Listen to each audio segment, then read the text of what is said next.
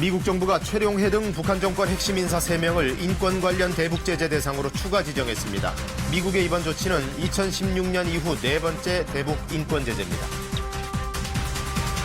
KTX 탈선 사고의 원인으로 추정되는 선로 전원기 오류가 사고 이전에도 6번이나 발생했지만 프레일 측이 이를 무시하고 열차를 운행해온 것으로 KBS 취재 결과 드러났습니다.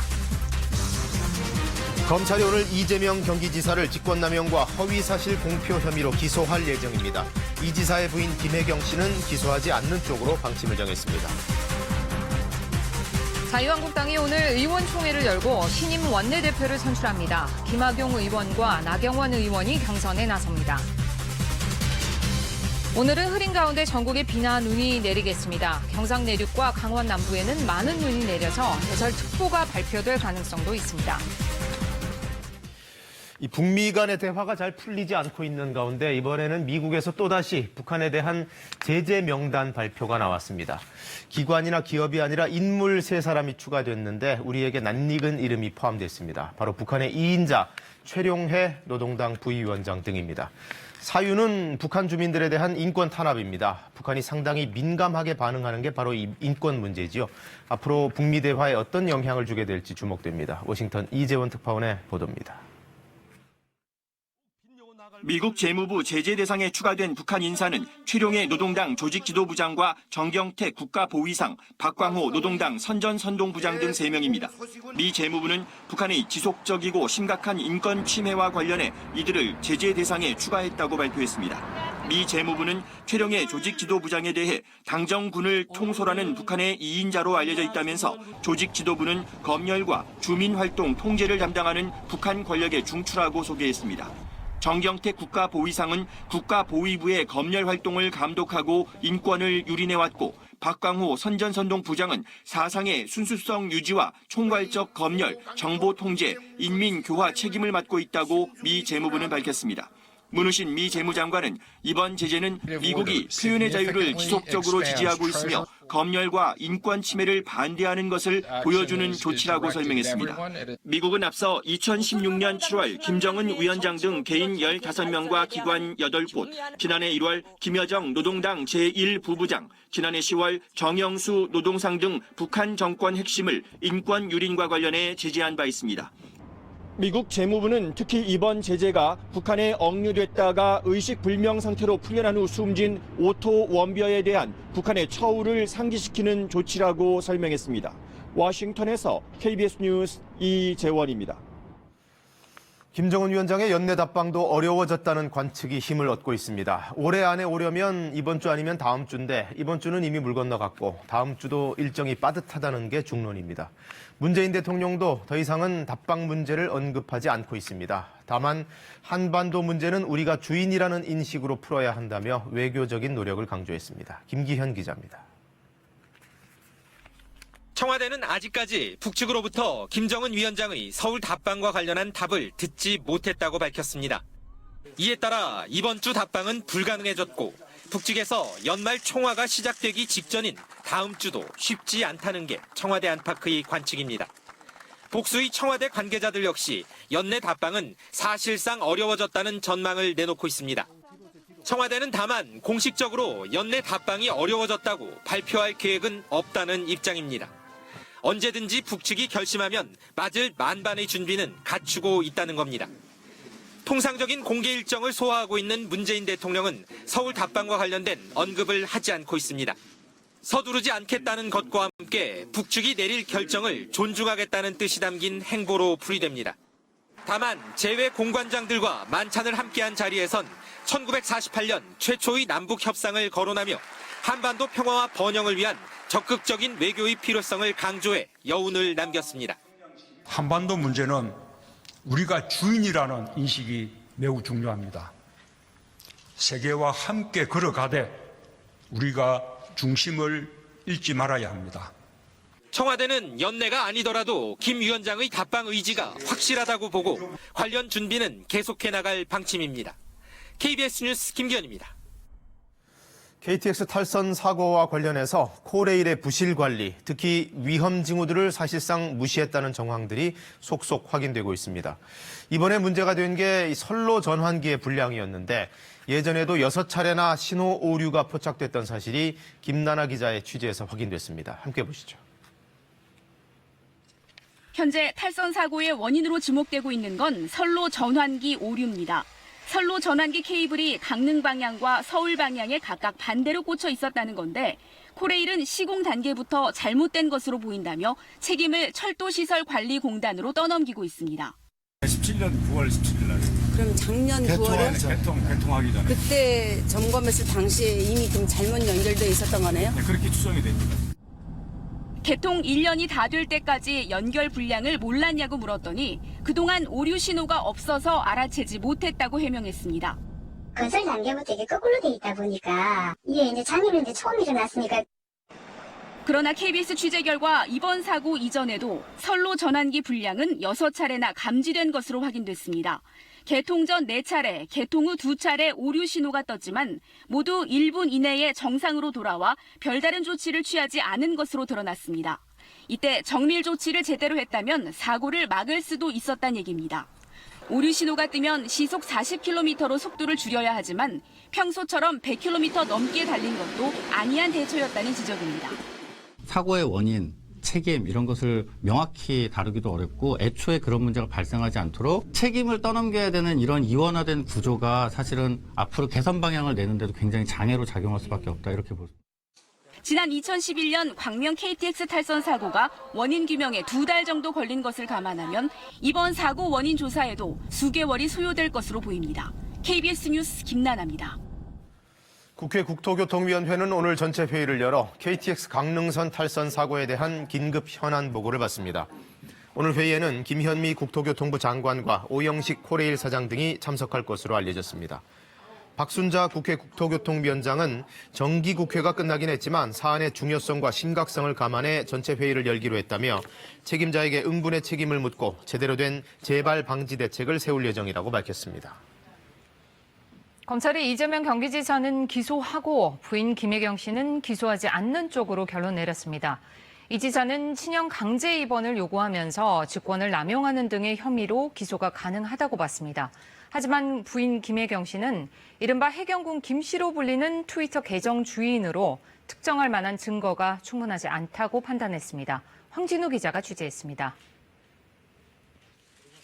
검찰이 오늘 이재명 경기지사를 직권남용과 허위사실 공표 혐의로 기소할 예정입니다. 검찰 관계자는 경찰이 기소 의견으로 송치한 3가지 혐의에 대한 공소유지가 가능하다고 밝혔습니다. 지난 2012년 4월 성남시 공무원들에게 친형인 고 이재선 씨에 대한 강제 입원을 요구하면서 직권을 남용했고 지난 지방선거 운동 기간 허위 사실을 공표했음을 입증할 수 있는 충분한 증거를 확보했다는 겁니다.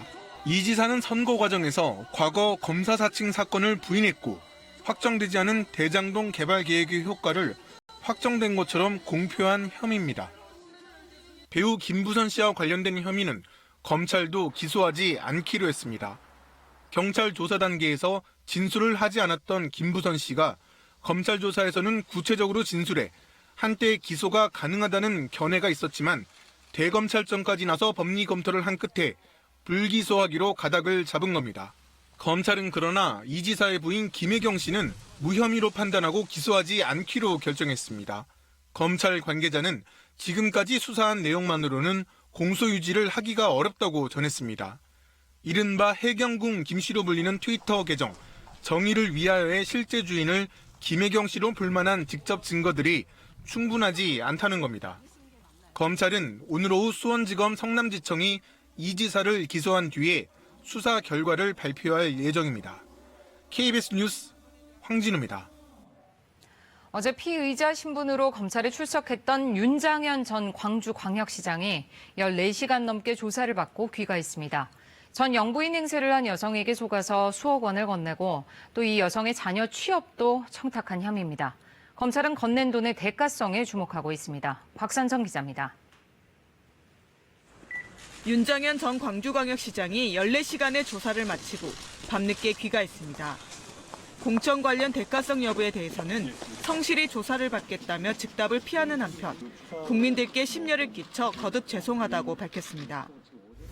공인으로서 부끄럼 없이 사실에 입각해서 조사 임하도록 하겠습니다. 검찰은 윤 전 시장이 피로를 호소해 1차 조사를 마무리했다며 오늘 오전 11시 재소환한다고 밝혔습니다. 윤 전 시장은 지난해 12월부터 올해 1월 사이 전 영부인을 사칭한 49살 김모 씨에게 4차례에 걸쳐 4억 5천만 원을 건네 공직선거법을 위반한 혐의를 받고 있습니다. 또 김 씨 자녀들을 산하기관 등의 취업을 청탁한 혐의도 받고 있습니다. 검찰은 김 씨와 윤 전 시장이 지난해 12월부터 10개월 동안 주고받은 12차례의 통화와 문자 메시지 260여 건을 집중적으로 분석하고 있습니다. 검찰은 특히 김 씨가 윤 전 시장에게 당 대표에게 신경 쓰라 당부했다는 문자를 보내는 등 공천에 영향을 암시하는 내용이 확인됨에 따라 윤 전 시장이 건넨 돈의 대가성을 파악하는 데 주력하고 있습니다. 또 윤 전 시장이 건넨 돈 가운데 지인에게 빌렸다는 1억 원의 출처도 살펴보고 있습니다. KBS 뉴스 박선정입니다. 금융당국이 고의로 분식회계를 했다고 결론 내린 삼성바이오로직스가 상장 폐지는 피했습니다. 오늘부터 다시 주식 거래가 시작되는데 분식회계를 둘러싼 법정 공방이 아직 남아있어서 주식 거래 재개를 해도 좋은 건지 이런 논란은 계속되고 있습니다. 보도에 이중근 기자입니다. 3주 넘게 중단됐던 삼성바이오로직스 주식 거래가 오늘 재개됩니다. 그동안 상장 폐지 여부를 심사해온 한국거래소가 삼성바이오를 주식시장에서 퇴출시키지 않기로 결정했습니다. 금융당국의 고의분식회계 결정으로 거래가 정지된 지난달 14일 이후 영업일 기준으로 19일 만입니다. 거래소 측은 경영투명성에 일부 미흡한 부분이 있었지만 삼성바이오라는 기업의 경영 상태와 재무 안정성 등을 종합적으로 검토했다고 밝혔습니다. 여기에 외국인 투자자와 소액주주 8만 명이 5조 원가량의 주식을 가지고 있다는 점도 우선적으로 고려됐을 거란 분석입니다. 지금까지 거래소가 분식회계로 상장 폐지 결정을 내린 전례도 없습니다. 또 외국인 투자자도 많이 있고 이제 국민연금도 있고 여러 가지 투자자들이 있었기 때문에 투자자 보호 차원에서 좀 많이 고려가 되었다고 보고 있고. 하지만 4조 5천억 원 규모의 분식회계 결론이 내려진 이후 삼성바이오는 회계장부 수정 등 어떤 조치도 취하자는 상황이라 거래 재개 결정은 너무 성급한 거 아니냐는 지적도 나오고 있습니다. 섣부른 상장 재개 결정이 과연 투자자를 보호할 수 있는 것인지 정말 투기적인 장 속에 소액 투자자들을 몰아넣어버리는 것이 아닌지 되묻고 싶습니다. 삼성바이오는 현재 분식회계 결정에 불복하고 집행정지 신청과 행정소송을 제기한 상황입니다. 서울행정법원은 오는 19일 집행정지 신청에 대한 첫 신문을 진행합니다. 집행정지 신청이 받아들여지면 삼성바이오는 행정소송이 끝날 때까지 장부를 수정하지 않아도 됩니다. KBS 뉴스 이중근입니다. 네, 여러 가지 엽기적인 갑질과 폭행 혐의 등으로 구속된 양진호 한국미래기술 회장이 검찰과 경찰을 상대로 로비를 한 정황이 있다는 언론 보도가 나오고 있습니다. 검경 자체적으로 사실 확인 작업을 한다고 하는데 결과를 지켜봐야겠습니다. 고은희 기자입니다. 경찰의 압수수색 일정을 미리 빼내는가 하면 압수 허위 전화에 전날 압수가 들어간 사실 저희는 다 알고 있었습니다. 집단 폭행에 대한 수사도 무마시키고 그렇게 대대신문 해달라, 참고인 조사해달라 상소를 넣었지만 아무 조치를 취하지 않더라고요. 내가 실제로 검찰이나 경찰을 가지고 있구나. 양진호 회장이 경찰과 검찰로부터 특혜를 받았다는 의혹이 제기된 대목입니다. 뉴스타파 등은 이 같은 의혹을 뒷받침하는 정황 증거가 나왔다고 보도했습니다. 2015년 초 양 회장은 저작권 위반 문제로 콘텐츠 회사와 소송을 하던 중이었습니다. 양 회장은 당시 부하 직원과의 메시지를 통해 서울중앙지검에 2천만 원을 보내 사건을 수원지검 성남지청으로 이관시켰다고 주장합니다. 성남지청에는 5천만 원을 보내겠다는 계획도 밝힙니다. 당시 양 회장은 저작권법 위반 혐의로 집행유예 상태여서 추가 혐의가 드러나면 구속될 수도 있었습니다. 뉴스타파 등은 양 회장이 언급한 대로 사건이 성남지청으로 이관돼 결국 불기소 처분을 받았다며 로비 의혹을 제기했습니다. 또 검경을 대상으로 기프트 카드 등을 제공한 의혹도 있다고 보도했습니다. 이에 성남지청은 사건 이관 경위 등 기본적인 사실관계 파악에 나섰다고 밝혔습니다. 양 회장의 비자금 의혹 등을 수사 중인 경찰은 검경 로비 의혹에 대해서도 수사에 착수하기로 했습니다. KBS 뉴스 고은입니다. 자유한국당의 차기 원내 지도부가 오늘 선출됩니다. 원내대표 자리를 두고 김학용 의원과 나경원 의원 2파전 양상입니다. 김비치라 기자가 보도합니다. 원내대표 자리를 놓고 겨루는 두 후보의 공약 최우선 순위는 계파 갈등 청산입니다. 당내 계파 갈등을 뿌리 뽑겠다며 저마다 자신이 적임자라고 호소했습니다. 한쪽에 치우치는 그런 행동을 해오지 않았습니다. 아마 그래서 이런저런 계파가 언짢지 않은 속에서도 많은 의원님들의 지지를 얻고 있는 게 아닌가. 계파에 있지 않다는 이유로 제대로 공천을 받지 못했던 것을 여러분들도 잘 기억하실 겁니다. 그래서 저는 중립의 자리에 있고요. 저는 이제 친박과 비박, 제가 아까 출마 선언문에도 금기어로 정하자. 그러나 두 후보의 다짐과 별개로 이번 경선 역시 계파전 양상을 벗어나지 못한 분위기입니다. 원내대표 정책위 의장 경선에서 김학용, 김종석 의원 조합은 복당파를 중심으로 한 비박계의 지지가 강하고 나경원, 정용기 의원 조합은 잔류파와 친박계 지지가 두터운 것으로 알려졌습니다. 당내 절대 다수인 영남권 의원이 한 명도 출마하지 않은 상황에서 영남권 의원의 표심이 어디로 갈지, 또 그동안 계파 갈등을 지양하자며 중립지대를 표방해온 초재선 의원들이 어떤 선택을 할지가 관건이 될 것으로 보입니다. 오늘 오후 한국당 의원총회에서 선출되는 신임 원내대표는 오는 2020년 총선까지 원내대표직을 유지하게 됩니다. KBS 뉴스 김비치라입니다. 하도급 업체들에게 갑질을 일삼는 원청 기업에 대해서 어쩌면 사상 초유의 강력한 처벌이 나올 수도 있겠습니다. 공정위가 기업 두 곳에 대해 영업 정지를 추진 중인 사실이 확인됐습니다. 최서희 기자가 보도합니다. 한화그룹 김승현 회장의 세 아들이 100% 지분을 갖고 있던 한화 SNC. 지난 2014년 하청업체에 통신공사를 맡기면서 재해나 안전사고가 나면 민형사상 모든 책임을 지라는 계약 조건을 걸었습니다. 또 다른 하청업체에는 소프트웨어 개발 용역 대금 7천여만 원을 60일 넘게 주지 않았고 이에 대한 지연이자도 지급하지 않았습니다. 이런 갑질 행위로 한화 SNC가 최근 3년간 받은 하도급법 위반 벌점은 10.75점. 결국 공정위가 한화 SNC에 대해 영업 정지 절차를 추진하는 걸로 KBS 취재 결과 확인됐습니다. 하도급 벌점제를 보면 5점이 넘으면 입찰 제한, 10점이 넘으면 영업 정지 절차를 밟을 수 있는데 10점을 초과한 겁니다. 산업용 보일러 제조업체인 한일중공업도 영업 정지 요청 대상에 올랐습니다. 한화 SNC는 현재 한화 시스템에 합병돼 제재는 한화 시스템이 받게 됩니다. 이 밖에 벌점 5점이 초과돼 최근 입찰 참가 자격 제한 요청 대상으로 안건이 상정된 업체도 확인된 곳만 11곳입니다. 여기엔 삼성그룹 계열사 CQI와 GS그룹 계열사 GS건설 등 대기업 계열사도 포함되어 있습니다. 이제부터라도 공정거래위원회가 하도급 관련 불공정 거래에 있어서 단호한 처벌과 징계가 따라야 된다고 생각합니다. 하도급법 벌점제가 도입된 건 지난 1999년, 이번 안건들이 위원회에서 최종 의결되면 벌점제 도입 20년 만에 처음으로 영업 정지 절차에 들어가는 원청업체 사례가 됩니다. KBS 뉴스 최서희입니다. 한 택시기사가 승차 공유 서비스인 카카오 카풀 서비스 시행에 반대하며 유서를 남기고 스스로 목숨을 끊었습니다. 다음 주 정식으로 시작되는 이 카풀 서비스를 두고 택시 업계와 카카오 측 갈등은 격화되고 있습니다. 보도에 강병수 기자입니다. 앞유리가 깨진 택시 한 대가 하얀 가루를 뒤집어 쓴 채 서 있습니다. 차 안 곳곳에 브레이크 흘린 흔적이 가득합니다. 어제 오후 2시쯤 여의도 국회 정문 앞에서 택시기사 57살 최모 씨가 차 안에 인화물질을 뿌린 뒤 불을 질렀습니다. 소화전이 막 뒤덮여 있었고요. 막 경찰들이랑 와서 약간 화재가 났나 보다. 차량이 전소가 됐나? 최 씨는 바로 병원으로 옮겨졌지만 숨졌습니다.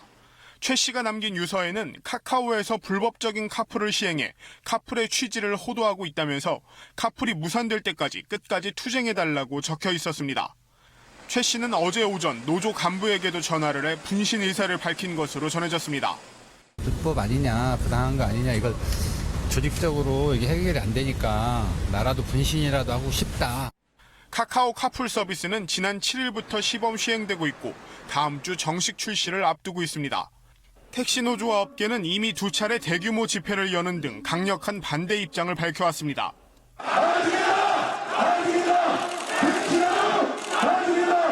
노조 측은 카풀 서비스 출시를 강행할 경우 오는 20일로 예정된 집회 등에서 더 강력한 투쟁을 전개하겠다고 말했습니다.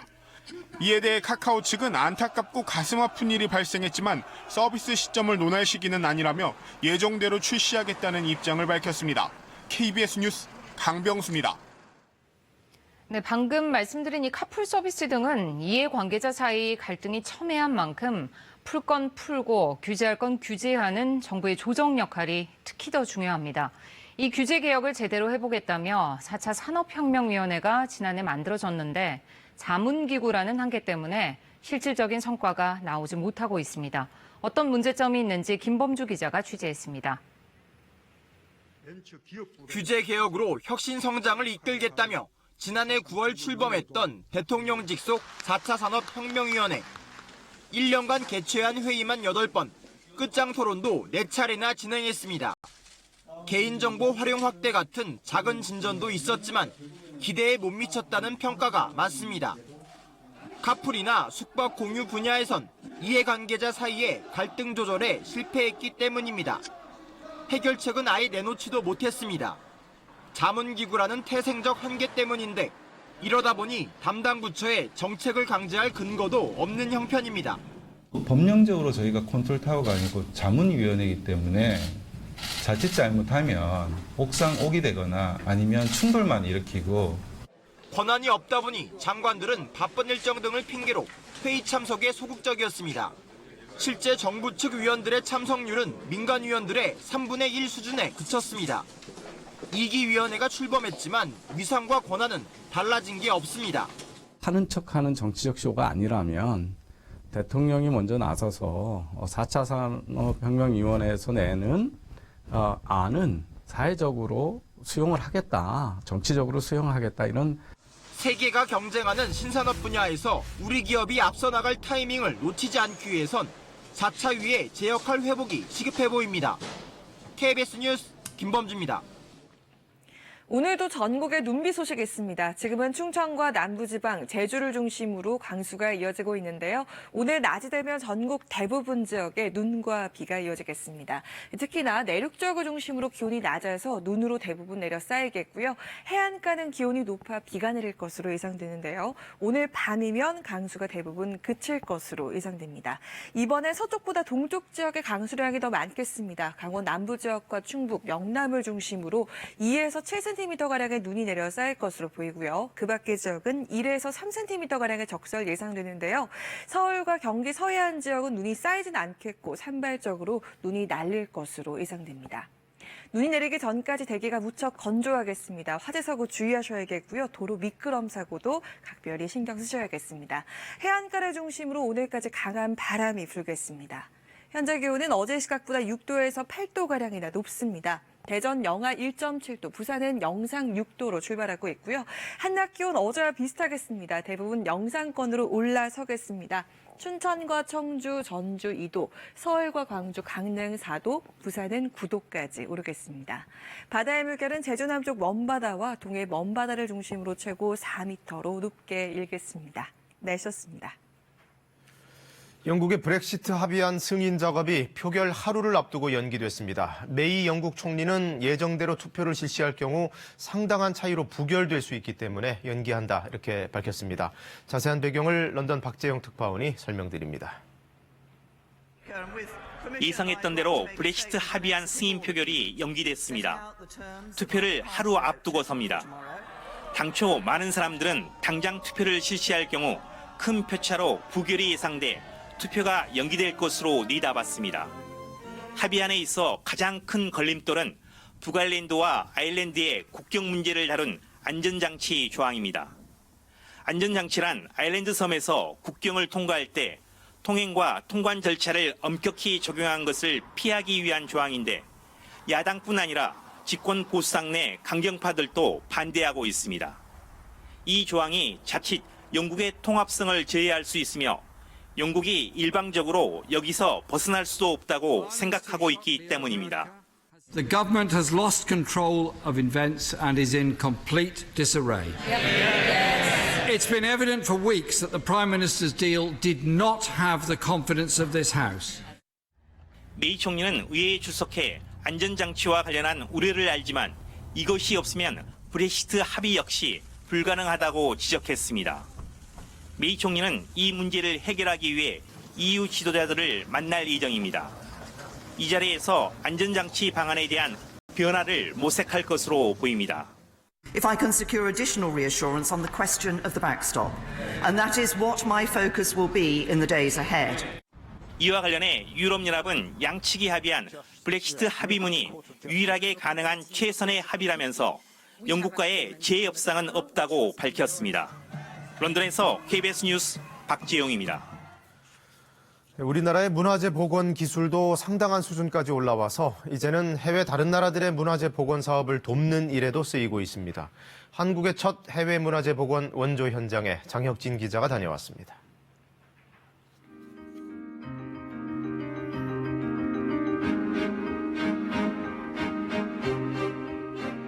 천년 역사를 자랑하는 라오스 홍낭시다 사원.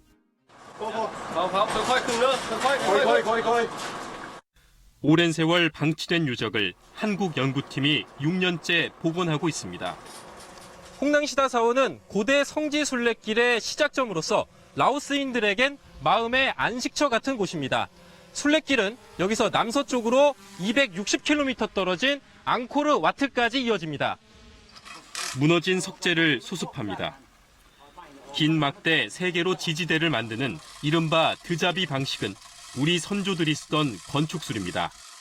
돌로 세운 사원은 지진 등의 영향으로 파괴됐습니다. 무너진 석재를 퍼즐 맞추듯 제자리로 끼워 넣습니다.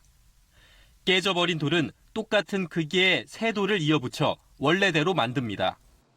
익산 미륵사지 석탑 복원에 썼던 첨단 기술입니다.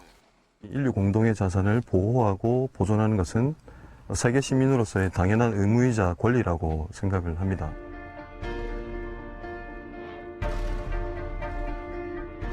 미얀마 바간의 파야톤주 사원도 우리 기술로 복원하기로 했습니다. 전통 불화를 보존하던 기술을 적용해 현지에서 좋은 반응을 얻었습니다. 제대로 된 수장구조차 없어 유물을 방치해왔던 박물관도 장비 지원을 받아 모습을 갖췄습니다.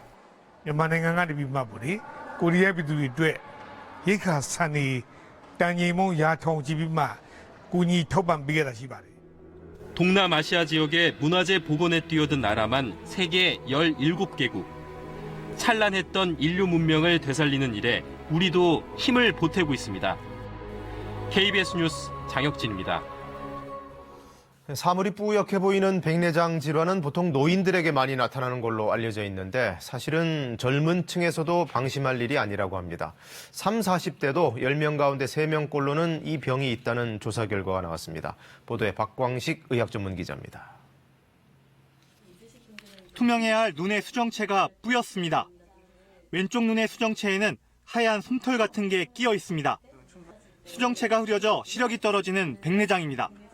이 남성은 39살에 백내장이 생겨 수술을 받았습니다. 처음에 알게 된 건 외부에 나가면 눈이 너무 부셔서 놀랬죠. 노인 양반들만 걸린다고 판단을 했었는데 생각을 했고 근데 젊은 사람도 걸릴 수 있구나. 삼성서울병원이 건강한 30, 40대 260여 명을 정밀 검진한 결과 30% 가까이에서 백내장이 발견됐습니다. 대부분은 증상이 가벼워 평소 별 이상을 못 느꼈습니다. 백내장은 보통 50대부터 시작된다고 알려졌는데 최근에는 발생 시기가 10년 이상 빨라진 겁니다. 비교적 젊은 나이에 백내장이 발생하는 데에는 흡연과 자외선이 영향을 미친 것으로 나타났습니다. 담배를 피우는 사람은 피우지 않는 사람보다 백내장 발생이 3배 가까이 많았습니다. 흡연 같은 경우는 수정체의 산화 과정을 촉진을 시킨다라는 그런 가설들이 제시가 되고 있고 카드뮴이라든가 납 같은 물질들이 또 수정체에 축적이 된다라고 하는 그 기전들도 같이 제시가 되고 있습니다. 하루 40분 이상 매일 야외 활동을 하는 사람도 그렇지 않은 사람보다 3배 가까이 백내장 발생이 많았습니다. 백내장의 위험을 줄이려면 금연을 하고 야외 활동을 할 땐 선글라스를 착용하는 게 좋습니다. 젊은 나이더라도 눈이 침침하거나 눈부심이 심하다면 안과 검사를 받을 필요가 있습니다. KBS 뉴스 박광식입니다. 프랑스에선 지금 한 달 가까이 검은 토요일이 반복되고 있습니다. 프랑스 전역에서 이른바 노란조끼 시위가 주말마다 열리면서 이런 이름까지 붙여졌는데요. 시위대의 사퇴 요구에도 침묵을 지켜온 마크롱 대통령이 드디어 입을 열었습니다. 어떤 해법을 내놓았는지 파리에서 양민효 특파원이 보도합니다. 유류세 인상에 반대해 노란조끼 시위가 시작된 지 약 한 달. 폭력과 방화가 잇따랐고 프랑스 전역에 검은 토요일이 반복됐습니다. 피해가 속출하자 엊그제 4차 집회에선 프랑스 정부가 장갑차까지 동원해 고강도 진압에 나섰습니다. 폭력 사태를 우려한 경찰은 이곳 샹젤리제 대로를 완전히 봉쇄했습니다. 최루탄 연기가 뒤덮으면서 숨쉬기가 힘들 정도입니다. 지난주 유류세 인상 전격 철회에도 격렬한 집회는 계속됐고 대통령을 겨냥한 압력도 거세졌습니다. Est-ce que vous avez quelque chose à dire, monsieur le président Macron? Ah oui, monsieur le président Macron, c'est quand même le président des Français, donc ça serait bien qu'il écoute quand même les Français et qu'il leur parle. Et qu'à un moment ou à un autre, ils prennent des décisions pour qu'on puisse mieux vivre avec notre salaire. 시위대의 분노에 마크롱 대통령이 결국 입을 열었습니다. 먼저 내각의 반대에도 내년부터 최저임금을 한 달에 100유로씩 올리기로 했습니다. 초과 근무 수당엔 세금을 매기지 않고 퇴직자에 대한 세금 인상분도 일부 취소하겠다며 한껏 물러섰습니다. Mon seul souci, c'est vous. Mon seul combat, c'est pour vous. Notre seule bataille, c'est pour la France. 성난 민심을 달래기 위해 이딴 수습책을 내놨지만 부유세 폐지 방침은 유지하겠다며 선을 그었습니다. 거친 직설화법과 고집으로 위기를 자초해왔다는 비판을 받았던 마크롱 대통령. 이번엔 이례적으로 몸을 낮췄지만 노란조끼 시위가 잦아들 수 있을지는 미지수입니다. 파리에서 KBS 뉴스 양민효입니다.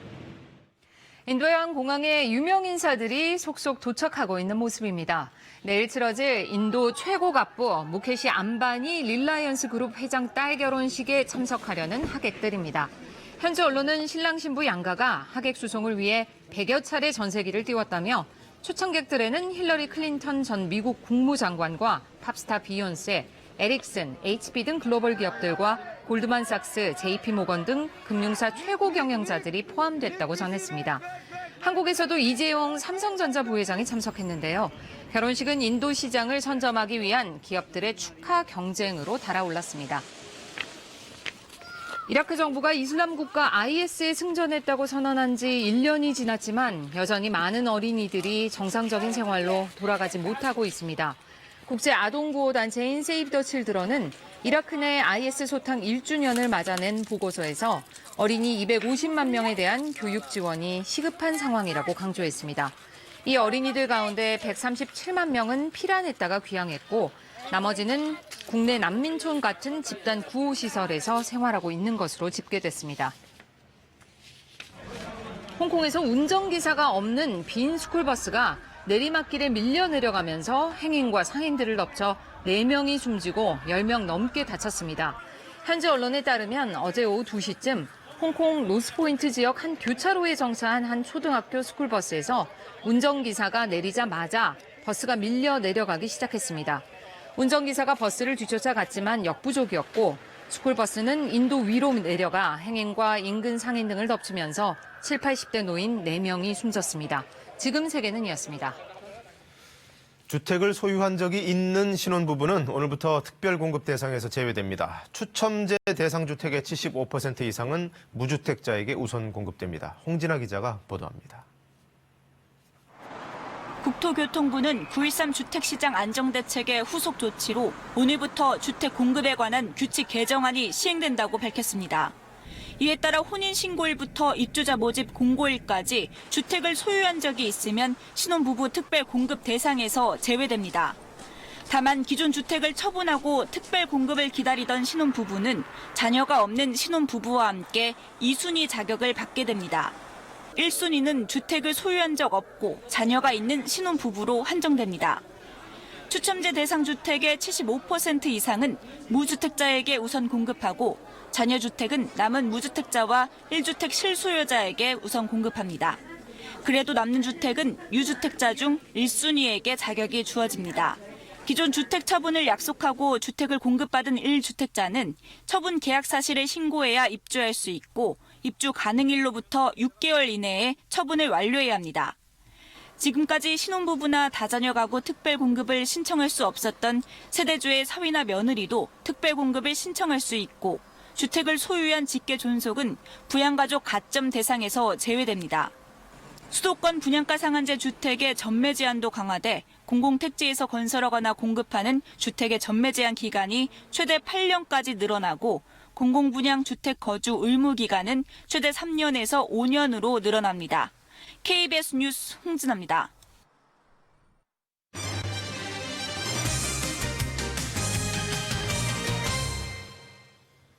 아름다운 가게에 기부하는 중고품의 절반 이상이 못 쓰는 물품이라고 합니다. 수익금으로 기부를 하기는커녕 물품 폐기 비용만 물어내는 경우가 적지 않습니다. 보도에 최진석 기자입니다. 중고 물품들이 쉴 새 없이 트럭으로 옮겨집니다. 어려운 이웃을 위해 써달라며 아름다운 가게에 전달됐다가 폐기되는 기증품입니다. 상품으로 팔 수 없는 물품입니다. 자세히 들여다봤습니다.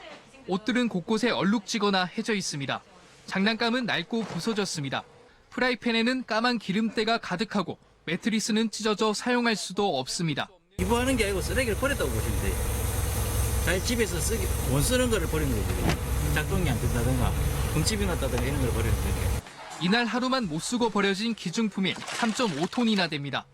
경남 지역 아름다운 가게 7곳을 통해 버려지는 기증품은 한 해 평균 260톤 정도, 폐기 비용만 400만 원에 달합니다. 지난해에만 전국적으로 기증품 1,400만 점 이상이 버려졌습니다. 전체 기증품의 67% 이상이 폐기됐습니다. 되팔 수 있는 물품보다 못 쓰는 게 더 많다 보니 기부를 했지만 이웃을 돕는다는 기쁨을 누리지 못하는 경우가 태반입니다.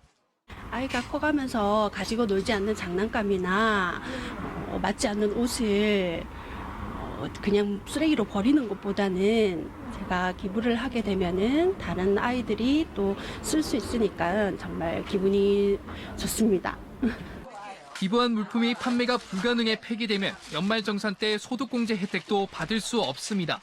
관계자들은 중고품을 기부할 때는 다른 사람이 사용할 수 있는 물품인지 꼼꼼히 살펴봐야 한다고 강조합니다. KBS 뉴스 최진석입니다. 지난 6월부터 법령이 개정돼 운전자가 소방차에 양보를 하지 않으면 200만 원 이하의 과태료를 물어야 합니다. 그런데도 시민들의 의식은 쉽게 개선되지 않아 소방당국의 고민이 커지고 있습니다. 연기석 기자입니다. 사이렌을 울리며 출동하는 소방차 앞을 우회전하던 승합차 한 대가 가로막습니다. 방송으로 양보를 권해보지만 요지부동입니다. 결국 이 운전자에겐 과태료 20만 원이 부과됐습니다. 과태료가 200만 원 이하로 오른 지 5개월 넘게 지난 지금도 사정은 크게 다르지 않다고 현장 요원들은 말합니다. 소방차를 비켜주지 않는 운전자들이 참 많습니다. 심지어 소방차를 추월하는 운전자들도 있습니다. 참 안타깝습니다. 소방당국은 화재 진압의 골든타임, 즉 신고 접수 이후 현장 도착까지 넘기지 말아야 할 시간을 7분으로 잡고 있지만 이를 지키는 건 쉬운 일이 아닙니다. 현재 인천에서는 소방차 10대당 3대꼴로 골든타임 이내에 현장에 도착하지 못하고 있습니다. 이 때문에 인천소방본부는 한 달에 한 번씩 하던 홍보 계도 활동을 이달부터는 의용 소방대원들을 동원해 매일 실시하고 있습니다. 현장 계도 활동을 하다 보면 소방차 길터지에 대한 시민들의 인식이 많이 부족한 것 같습니다. 신속한 화재 진압을 위해서 시민들께서 많은 협조 부탁드리겠습니다. 소방차 양보 의무 위반 과태료가 200만 원 이하로 강화된 이후 실제 적용된 사례는 지난 10월 경기 부천시의 한 건이 전부. 시민의식 개선과 함께 단속 활동도 강화돼야 할 것으로 보입니다. KBS 뉴스 염석입니다. 지금도 전국엔 가족품에 돌아오지 못한 장기 실종자들이 많은데요. 14년 전 신변을 비관하며 집을 나간 뒤 소식이 끊겨 80대 노모가 사망 신고까지 했던 아들을 경찰이 끈질긴 탐문 수사 끝에 찾아냈습니다. 송낙교 기자입니다. 14년 전 취업난을 비관하는 문자만 남긴 채 30대 나이에 돌연 집을 나간 신모 씨. 가족들은 그동안 신 씨의 행방을 찾기 위해 백방으로 수소문했지만 어떤 단서도 찾지 못했습니다. 급기야 80대 노모는 올해 초 아들에 대한 사망 신고를 하고 최근엔 천도제까지 지냈습니다. 그런데 기적 같은 일이 일어났습니다. 다시는 못 볼 줄만 알았던 아들을 만나게 된 겁니다. 사진을 보여주대. 보니까 귀여워, 사진. 아이고, 이게 맞네, 이게 우리 맞네. 어디서 찾았느냐고 막 이러면서 그냥 뭐 울음만 나오고. 신 씨를 찾아낸 건 지난 8월 꾸려진 충북지방경찰청 장기실종 전담 수사팀. 경기도 수원 인근에서 비슷한 외모의 남성을 목격했다는 제보가 결정적이었습니다. 하지만 유일한 단서라곤 제보와 신 씨 사진 한 장뿐. 경찰은 국리 끝에 신 씨가 구직을 위해 찾았을 수원 소재 용역회사 90여 곳에 대해 일일이 탐문을 벌인 끝에 마침내 신 씨를 찾아냈습니다. 이번 같은 경우에는 상당히 제가 찾아드렸지만 상당히 가슴이 아프면서도 한편으로는 더 열심히 수사를 해서 더 많은 실종자를 가족의 품으로. 넉 달이란 짧은 기간 이 수사팀이 찾아낸 실종자만 신 씨를 포함해 모두 8명. 충북 지역 10년 이상 장기 실종자의 30%나 됩니다. 경찰은 이런 성과에도 아동 등 장기 실종자들이 여전히 많은 만큼 3D 기법으로 제작한 몽타주를 공공기관에 배포하는 한편 작은 단서라도 적극적인 제보를 당부했습니다. KBS 뉴스 송학규입니다. 경기 북부 도시의 원도심 지역은 사람들이 떠나면서 빈집도 늘고 활력을 잃어가는 곳이 적지 않습니다. 이런 지역 주민들을 위해 바로 곁에서 필요한 서비스를 제공해주는 마을 관리 사무소가 문을 열었습니다. 지형철 기자가 다녀왔습니다. 골목골목 속속들이 알고 있는 마을 지킴이들. 이른 아침부터 어디를 순찰할지 회의를 하고 있습니다. 해물탕 식당이 있어요. 그 안으로 들어가면은 빈집이 있거든요. 빈집 쫙 들어가면 쓰레기 투여한대. 이내 곳곳을 둘러봅니다. 경기 북부의 원도심 지역은 사람들이 떠나면서 빈집과 빈 상가가 늘고 있습니다. 활력을 잃어가는 이곳, 주민들 바로 곁에서 도움을 주자는 게 행복마을관리소의 역할입니다. 공구를 갖춰놓고 빌려주거나 간단한 집 수리도 해주고 홀로 사는 노인들에게도 찾아갑니다. 일종의 아파트 관리사무소 역할입니다. 전구를 노인분 스스로가 못하니까 저희가 이제 그런 거 끼워드리고, 아니면 수도꼭지를 교환할 일이 있을 경우에 이제 그런 거 간단히 교환해드리고, 이제 그리고 난 다음에는 저희가 이제 그 순찰 개념으로 해서 마을을 이제 순찰하면서 도비 3천만 원을 들여 빈집을 새롭게 단장했고, 지킴이 8명이 2교대로 매일 오전 8시부터 밤 11시까지 근무합니다. 저 안에 회의실은 대여가 가능하고 이곳은 마을 사람이라면 누구나 들러서 차 한잔 할 수 있습니다. 여기 있는 대로 따뜻한 정을 나누는 사랑방이 되는 겁니다. 경기 북부 지역에 최초로 문을 연 행복마을관리소. 경기도는 이곳을 포함해 5곳을 시범 운영하고 이달 중으로 근거 조례도 마련하기로 했습니다. KBS 뉴스 지형철입니다. 이 시각 현재 출근길 교통 상황 알아보겠습니다. 서울경찰청입니다. 안녕하십니까. 화요일 아침 교통정보입니다. 서울 구로 고가차도가 41년 만에 철거됩니다. 오늘 자정부터 철거공사에 들어가 사당 방면이 부분 통제될 예정이며 내년 4월에 모든 공사가 완료됩니다. 남부순환로 이동하신 분들은 우회도로 확인하시고 이동하시기 바랍니다. 남부순환로 서울대 입구 사거리에서 까치고개 사이 드문드문 지체와 서행이며 강변북로 일산 방향 한남대교에서 한강대교 사이 지나기 어렵고 반대 구리 방향은 가양대교부터 동작대교까지 속도 떨어집니다. 통일로 도심 방면 홍은동 사거리 이전부터 무학재 지날 때까지 신호대기 잠시 받는 것 외에는 수월한 편이며 도심 안쪽 상황은 종로와 을지로 일대 등을 비롯하여 대부분 구간 아직은 큰 어려움 없는 편입니다. 이어서 교통 혼잡 예상 정보입니다. 광화문 시민 열린마당에서 오후 1시부터 저녁 6시까지 집회와 행진이 있을 예정이니 참고하시기 바랍니다. 교통정보였습니다.